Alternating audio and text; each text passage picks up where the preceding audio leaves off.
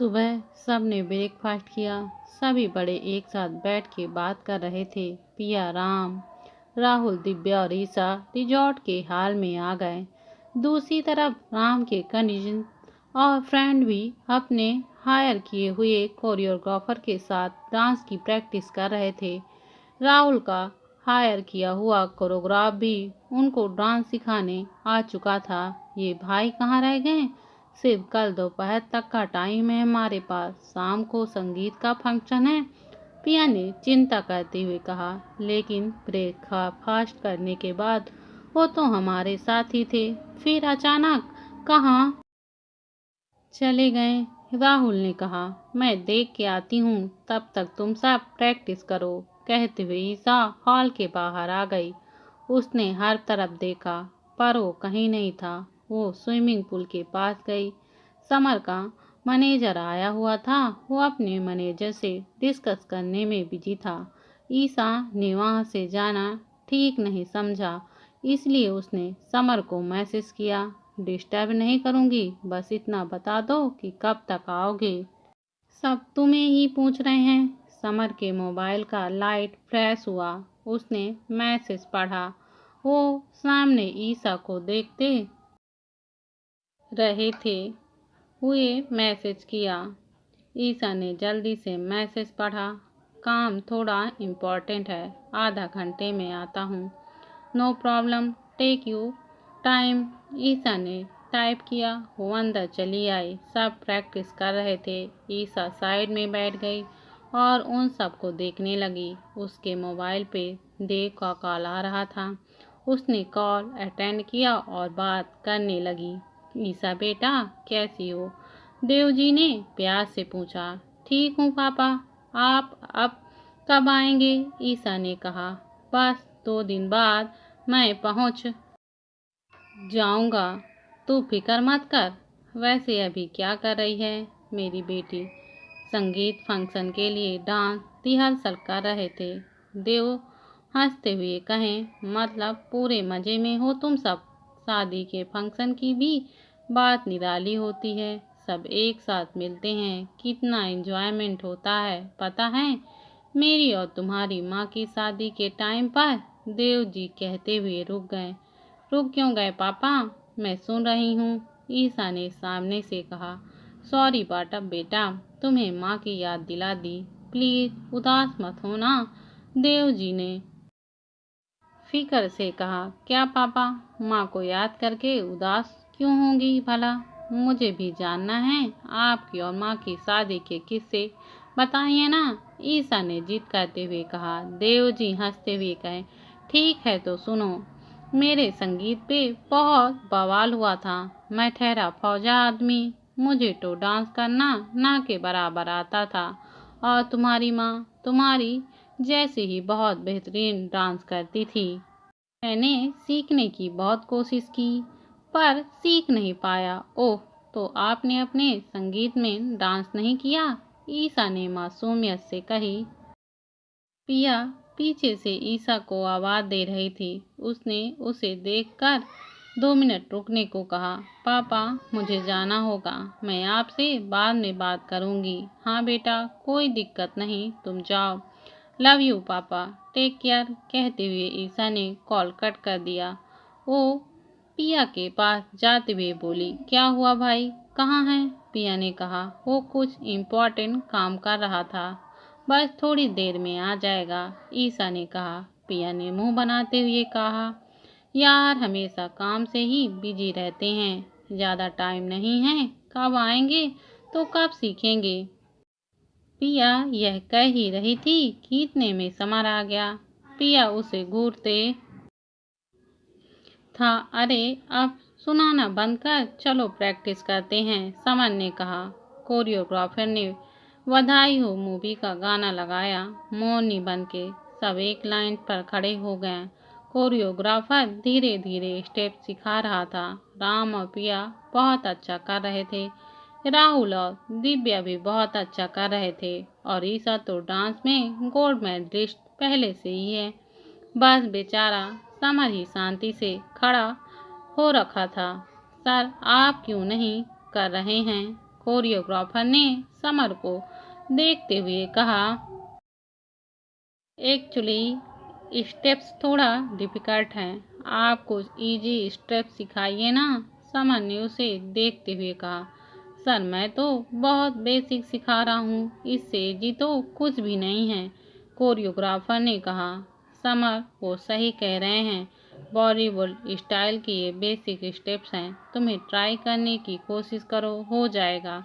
ईसा ने उसे समझाते हुए कहा, हाँ भाई इजी है, हो जाएगा। पिया और राम ने एक साथ कहा। कोरियोग्राफर ने फिर से स्टेप्स करना शुरू किया, लेकिन इस बार भी समर से नहीं हो पा रहा था। वो बीच में ही रिहर्सल छोड़ के चला गया। उसके जाते ही सब रुक गए। पिया चिंता करते हुए कही, भाई नहीं कर पाएंगे क्या? शायद वो अनकंफर्टेबल हो रहे हैं, इनको ये सब डांस वांस की आदत नहीं है। दिव्या ने कहा। ईसा को तुरंत उसके पापा की बात याद आई। उसने कहा, तुम सब कंटिन्यू करो, मैं उसे लेकर आती हूँ। दीदी वो सबके सामने नहीं कर पाएंगे, शर्माएंगे ज्यादा, करेंगे कम, राहुल ने शरारत से कहा। पिया ने उसे चुप करवाते हुए कहा, डांस वो जरूर करेंगे। ईसा तुम जाके उन्हें बुला लाओ, हम कहते हुए ईसा बाहर आ गई। समर अपने मोबाइल पे लगा हुआ था। ईसा उसके पास गई और उसका मोबाइल लेकर उसके पॉकेट में डाल दी। उसने कहा, ऐसे क्यों आ गए? समर ने चिढ़ के कहा, यार मुझसे नहीं हो पाएगा ये सब ताम झाम, मैंने पहले भी कहा था और मैं भी तो कह रहा था तुमसे होगा। मैं हूं ना हेल्प के लिए, और मेरे पास एक आइडिया है। ईसा ने मुस्कुराते हुए कहा, कैसा आइडिया? कहीं मुझसे बैली डांस तो करवाने का नहीं सोच रही तुम? समर ने उसकी तरफ देखते हुए कहा, मजाक मत करो प्लीज। समर ने दूसरी तरफ नजरें घुमाते हुए कहा, मजाक तो तुम कर रहे हो, मैं क्या तुमसे बैली डांस करवाऊंगी बुद्धू? अब चलो मेरे साथ अंदर। ईसा ने उसका हाथ पकड़ते हुए कहा। समर ने हाथ छुड़वाते हुए कहा, मैं अगर डांस करते हुए गिर गया ना तो सब के सब मुझ पे हंसने लगेंगे, कितना खराब लगेगा। मैं नहीं जा रहा। बाप रे कितना बोलते हो तुम, बस एक चीज बताओ, मुझ पे भरोसा है? ईसा ने चेहरा अपनी तरफ करते हुए कहा, ये तुम्हें पूछने की जरूरत है क्या? पूरा भरोसा है। समर की ये बात सुन के ईसा के अंदर तक छू गई। तो बस चलो मेरे साथ, ईसा ने कहा और उसका हाथ पकड़ते हुए हॉल में गई।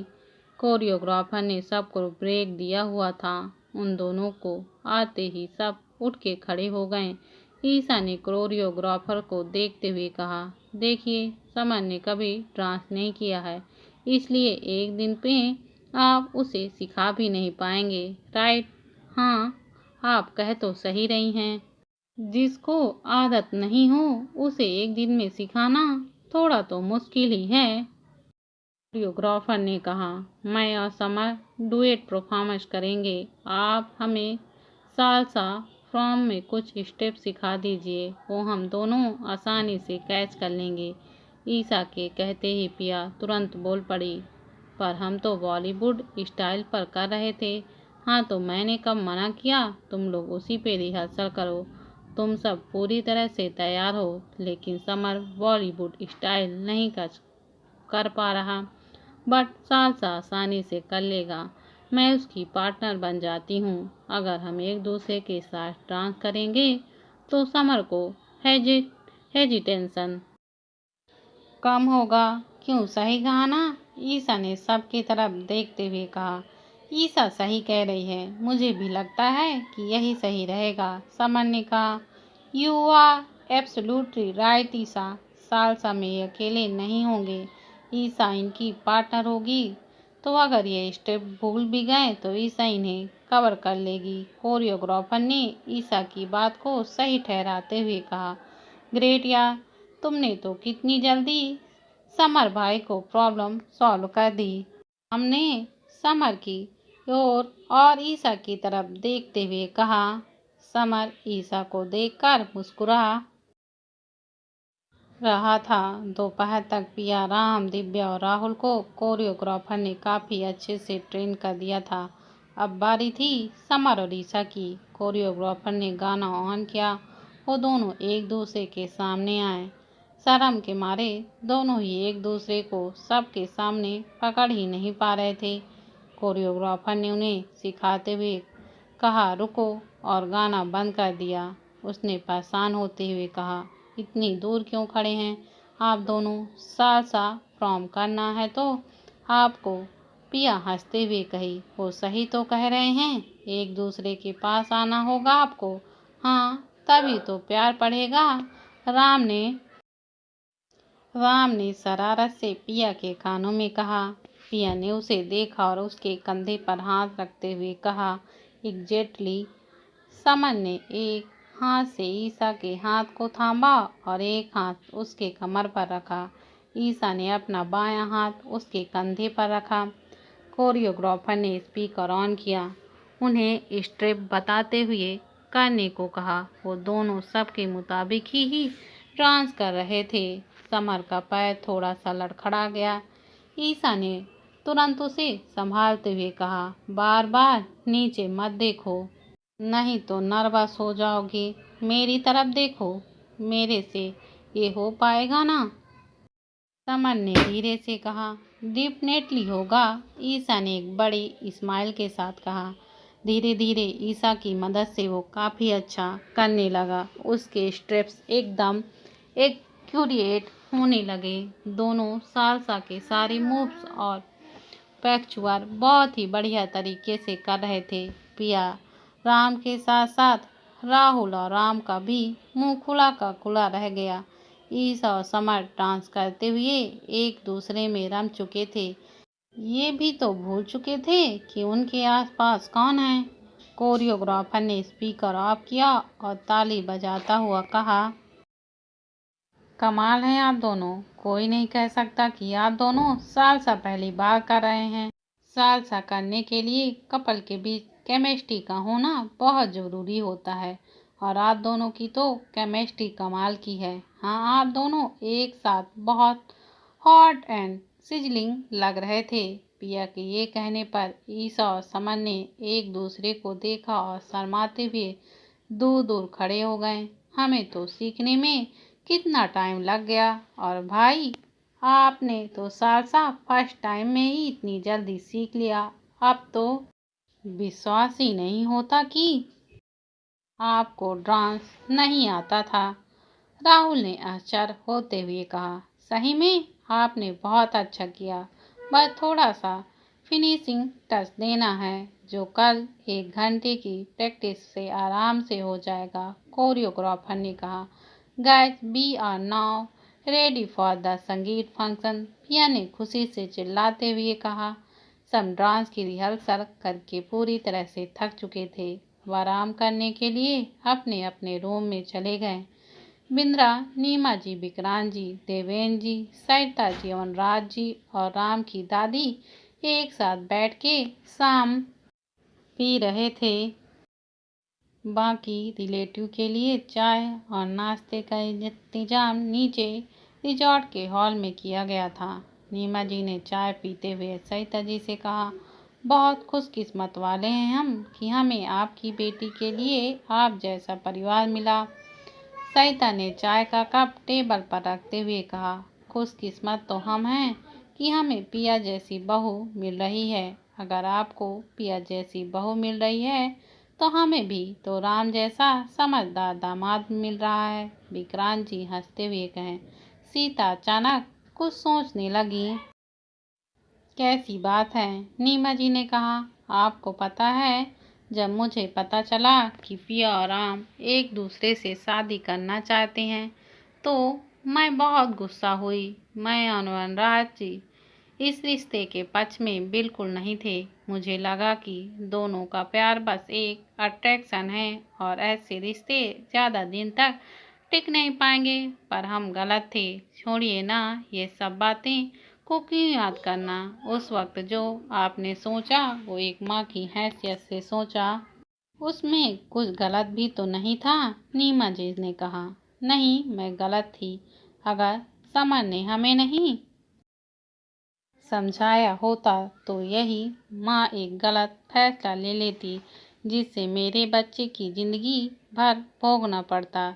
ये तो भला हो समर का कि उसने हमें सही समय पर बचा लिया। जानती हैं, उसने हमें उन दोनों का प्यार का एहसास करवाया। उसने हमें बताया कि हमारे लिए वो दोनों अपना रिश्ता भी तोड़ देंगे, लेकिन खुद शायद कभी नहीं रह पाएंगे। उसकी बात सही थी। काम घर पर भी होकर हमेशा कहीं खोया रहता था। आज ये सारी खुशियाँ सिर्फ समर की वजह से हैं। आप बहुत लकी माता पिता हैं जिसे समर जैसा लड़का मिला है जो रिश्तों को इतनी गहराई से समझता है। नीमा जी और विक्रांत जी खामोश नजरों से एक दूसरे को देखने लगे। तभी देवेंद्र जी ने मुस्कुराते हुए कहा, जी हमारा समर ऐसा ही है। वैसे मैं एक बात पूछूं? वनराज जी ने कहा। जी पूछिए, विक्रांत जी ने कहा। समर की आपने शादी क्यों नहीं करवाई अभी तक? इतना होनहार और वेल सेटल्ड है। मेरी नज़र में कई अच्छे रिश्ते हैं। अगर आप कहें तो मैं आपको बता सकता हूँ, वनराज जी ने कहा। विक्रांत जी ने नीमा जी की तरफ देखते हुए कहा, जी पहले पिया की शादी हो जाए, फिर हम समर के बारे में सोचेंगे। जी बिल्कुल, कोई जल्दी नहीं है, आराम से सोच विचार करिएगा आप, वनराज जी ने मुस्कुराते हुए कहा। इसमें सोचना क्या है, समर की अभी शादी कभी ना कभी होगी ही तो रिश्ता देखने में बुराई क्या है? बिंद्रा ने नीमा जी के कानों में फुसफुसाते हुए कहा। नीमा जी ने बिंद्रा की तरफ देखा और कहा, दीदी हम समर को फोर्स नहीं करना चाहते। उसे जब शादी करना होगा वो खुद हमसे आके कहेगा, पर ये सब नहीं। हाँ, कर लो बहानेबाजी। वैसे भी मेरी बात किसी को अच्छी कहाँ लगती है? बिंद्रा ने मुंह बनाते हुए कहा। ऐसा नहीं है दीदी, नीमा जी ने कहा, पर बिंद्रा ने अनसुना कर दिया। अब तक रात हो चुकी थी। सबने खाना खाया और अपने रूम में सोने चले गए। ईसा स्विमिंग पूल के तरफ आ गई। आधा पैर पानी में डाले वो वहीं बैठ गई। वो समर के बारे में सोच के मुस्कुरा रही थी। वो पानी में अपना और समर का नाम लिखने की कोशिश कर रही थी। इधर समर ईसा को ढूंढते हुए उसके रूम में आया। वो वहाँ नहीं थी। इस टाइम कहाँ होगी पता नहीं। अपनी दवाई खाई है कि नहीं उसने, कहता हुआ वो बालकनी में आया। उसने देखा ईसा स्विमिंग पूल के पास बैठी थी। उसने इशारा करके उसे बुलाने की कोशिश की। उसने उसकी तरफ ध्यान ही नहीं दिया। उसने उसे फ़ोन किया। रिंगटोन बजने लगा तो उसने देखा मोबाइल रूम में ही था। वो नीचे ईसा के पास यहाँ आया। यहाँ क्या कर रही हो? मौसम काफ़ी ठंडा हो रखा है, लगता है बारिश आएगी। और ऊपर से पैर भी पानी में डाला हुआ है। समर ने उसे डांटने के टोन में कहा, तुम्हें किसी ने रोका है क्या? तुम भी पानी में पैर डाल के बह सकते हो। एक बार करके देखो, सारी थकान कैसे दूर हो जाएगी। फिर से तबीयत खराब होगी ना, तब पता चलेगा। और दवाई खाई है तुमने? आई एम स्वयं नहीं खाई होगी, समन ने कहा। ओहो, सोने जाऊंगी तो खा लूंगी। और ये पापा की तरह क्यों डांट रहे हो? नहीं बैठना है तो मत बैठो। जाओ तुम अपने रूम में और मुझे डिस्टर्ब मत करो, ईसा चिढ़ के बोली। अरे मैं तुम्हें भलाई के लिए कह रहा था, समन ने ईसा की तरफ देखते हुए कहा। ईसा ने कोई रिस्पॉन्स नहीं दिया। वो चुपचाप बस बिल्कुल शांत वैसी ही बैठी रही।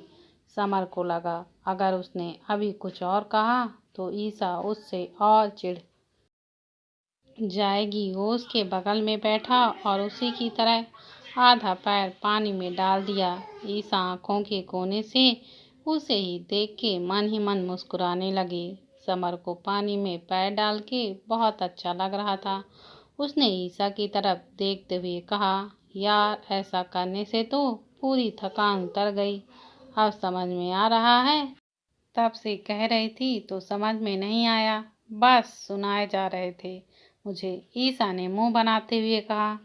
समर ने उसका चेहरा अपनी तरफ घुमाते हुए कहा, अच्छा सॉरी। ये सही है तुम्हारा, गलती करते हो और एक छोटा सा सॉरी कह के चलते बनते हो, ईसा ने उसे घूरते हुए कहा। समर हंसते हुए कहा, तो ये बात है, चलो तो तुम्हें मनाने के लिए चांद को जमीन पर ले आता हूँ, तब तो मान जाओगी ना। ईसा ने दूसरी तरफ देख के मुस्कुराते हुए कहा, फिल्मी डायलॉग मारने की कोशिश नहीं करते, ये मेरे सवाल का जवाब नहीं हुआ। समन ने कहा, ये क्या बिना सिर पैर वाली बातें कर रहे हो? चांद को भी कोई जमीन पर ला सकता है भला?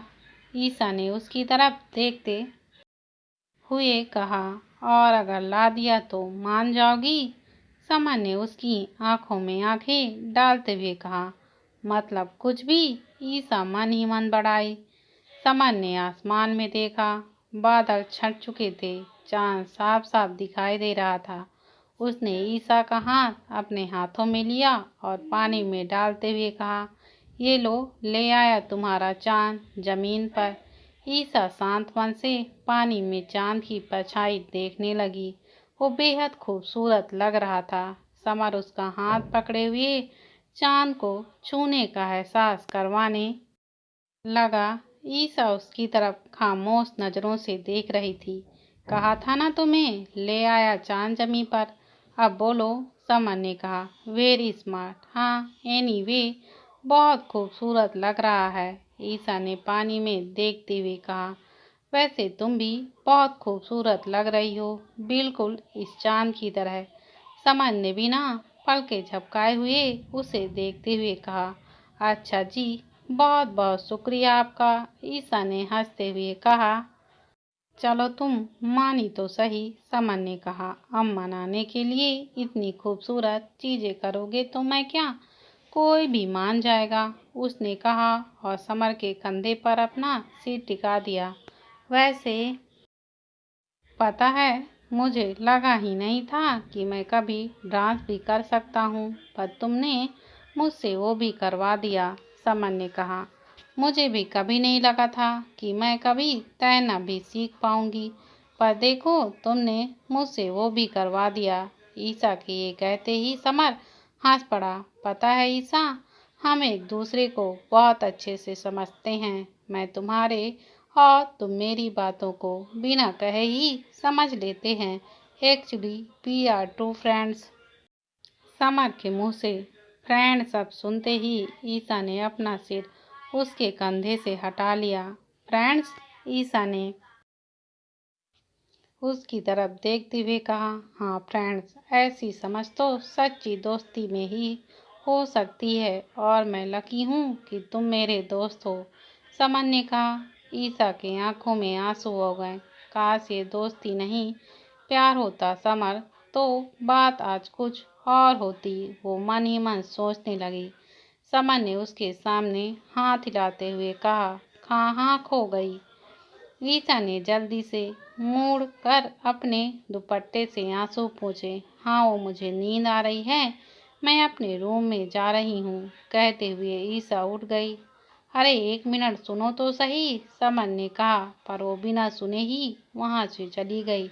उसे आज फिर ऐसा लगा कि ईसा उससे कुछ कहना चाह रही थी, लेकिन बात को छुपाते हुए वो चली गई। समर भी अंदर चला आया। दोनों अपने रूम में आके सो गए। अगले दिन सुबह काफी चहल पहल थी। कुछ और गेस्ट भी आ चुके थे। ईसा कई नए लोगों को नहीं जानती थी, इसलिए नीमा जी और विक्रांत जी ईसा को सबसे मिलवा रहे थे। दूसरी तरफ राम और पिया भी एक दूसरे को अपने फ्रेंड से मिलवा रहे थे। समर अपने रूम में लैपटॉप पर ऑफिशियल काम कर रहा था। राहुल दिव्या के साथ डीजे वाले को सॉन्ग सिलेक्ट करवाने में लगे हुए थे। उन्होंने सबके लिए अलग अलग प्लेलिस्ट सेट करवाई। उसी वक्त साहिल वहां पहुंचा। वो अपनी आईपीएस की यूनिफॉर्म में था।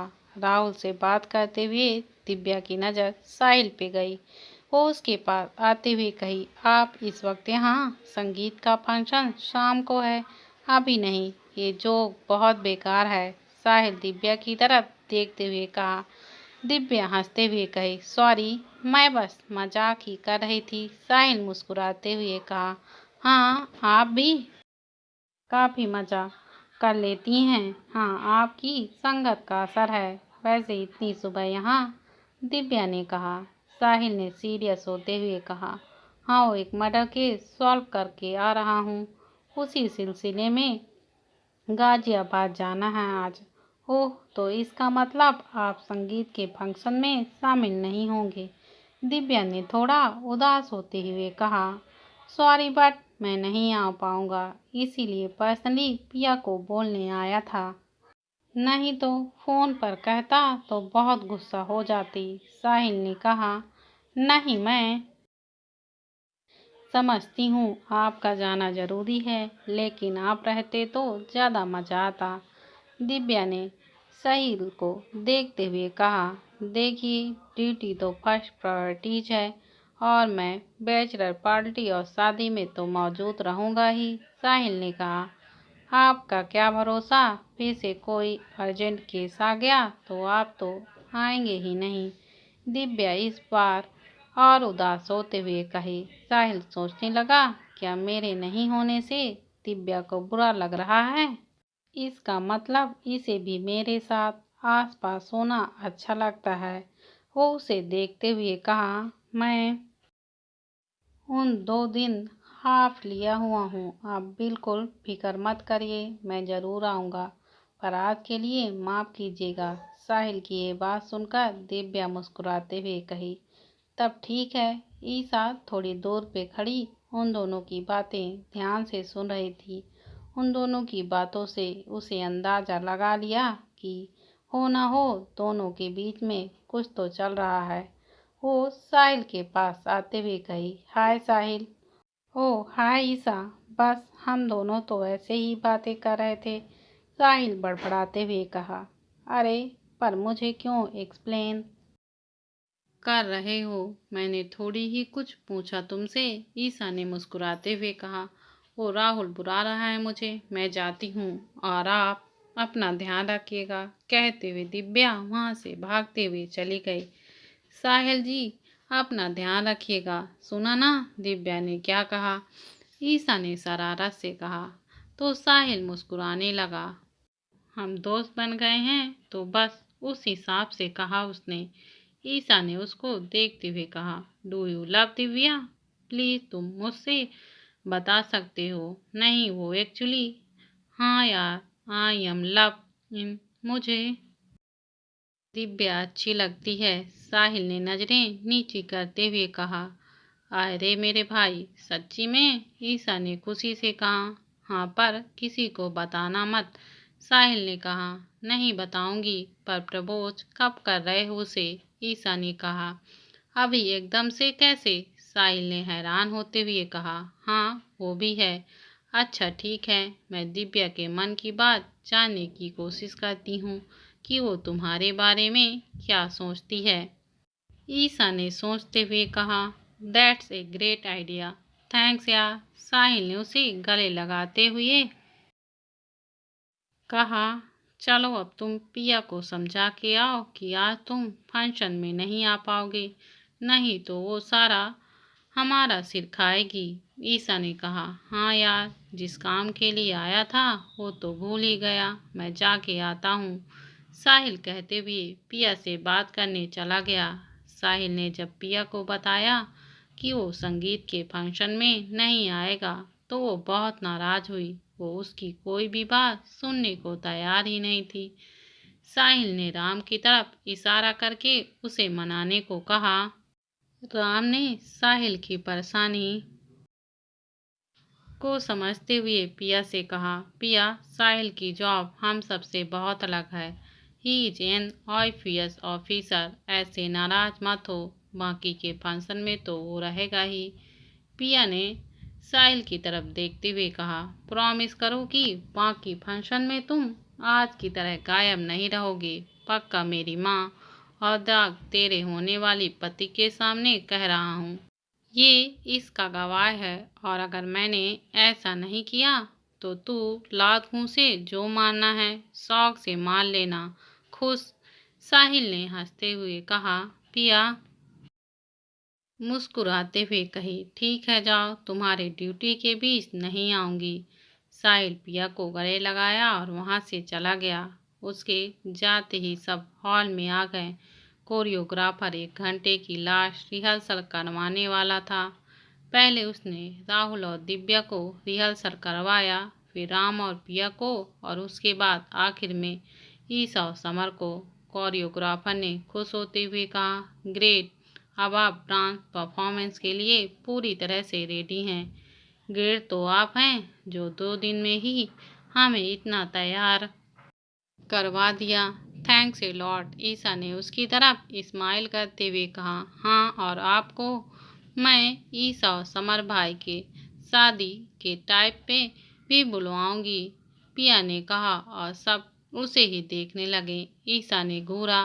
पिया को समझ में आया गया कि उसने गलत टाइम पर गलत चीज बोल दी है। उसने तुरंत बात बदलते हुए कहा, अरे मेरा मतलब शादी तो होगी ना भाई की किसी भी लड़की के साथ, और ईशानी की किसी लड़के से बात कर रही हूँ। मुझे कोई शादी नहीं करनी। आगे से ये बात तुम्हारी जबान पर नहीं आनी चाहिए। आखिरी बार बोल रहा हूँ, दोबारा नहीं समझाऊंगा, समन ने गुस्से से कहा और वहां से चला गया। कब तक अपने पास्ट को जियोगे भाई, कभी तो बाहर आओगे, पिया सोचते हुए उदास हो गई। बुरा मत मानना पिया, शादी की जिम्मेदारी और ऑफिस का काम भी वो यही से देख रहे हैं, इसलिए गुस्सा आ गया होगा, राम ने समझाते हुए कहा। राम बिल्कुल सही कह रहे हैं पिया, प्लीज अपसेट मत होना, दिव्या ने कहा। अरे नहीं बाबा, मैं उदास नहीं हूँ, तुम लोग भी। कहीं न कहीं ईशा जानती थी कि समर का पिया का इस तरह डांटने से पिया काफ़ी अपसेट हो चुकी थी, लेकिन उसका मूड खराब न हो इसलिए कुछ रिएक्ट नहीं किया। पता नहीं कब इस लड़के को अपने गुस्से पर काबू करना आएगा। ईशा मन ही मन बड़ा बड़बड़ाई। ईशा ने राहुल को इशारा करके कोरियोग्राफर को बाहर तक छोड़ने को कहा। वो बाहर आई और सीधे समर के रूम में चली गई। समर अपने मोबाइल स्क्रीन पर आंखें गड़ाए बैठा था। ईशा अंदर आई और उसके हाथ से मोबाइल छीन लिया। मेरा मोबाइल दो, इम्पोर्टेंट मैसेज चेक करा हूँ, समर ने गुस्से से कहा। ईशा ने मोबाइल स्विच ऑफ किया और बेड पर फेंक दिया। उसने भी गुस्से से कहा, ये क्या तरीका है अपनी बहन से बात करने का? सबके बीच में उसको इतनी जोर से डांटना अच्छा लगा क्या? आज उसका संगीत का फंक्शन है और तुमने उसका पहले ही मूड खराब कर दिया। मैं कुछ भी करूं, तुम्हें क्या पड़ी है? मुझे पड़ी है, समझे तुम? गुस्से को कंट्रोल करना सीखो ना। एटलीस्ट सबके बीच में तो सोचना चाहिए था ना। उसे इस तरह डांटने से पहले कितना खराब लगता है। दोस्तों, अगर आपको मेरी यह कहानी पसंद आती है तो प्लीज़ मेरे चैनल को लाइक, शेयर और सब्सक्राइब करना मत भूलिए, और ज़्यादा से ज़्यादा कमेंट करिए जिससे कि हमें वीडियो बनाने में प्रेरणा मिले। और दोस्तों, आप प्लीज़ ज़्यादा से ज़्यादा सब्सक्राइब कीजिए। धन्यवाद दोस्तों।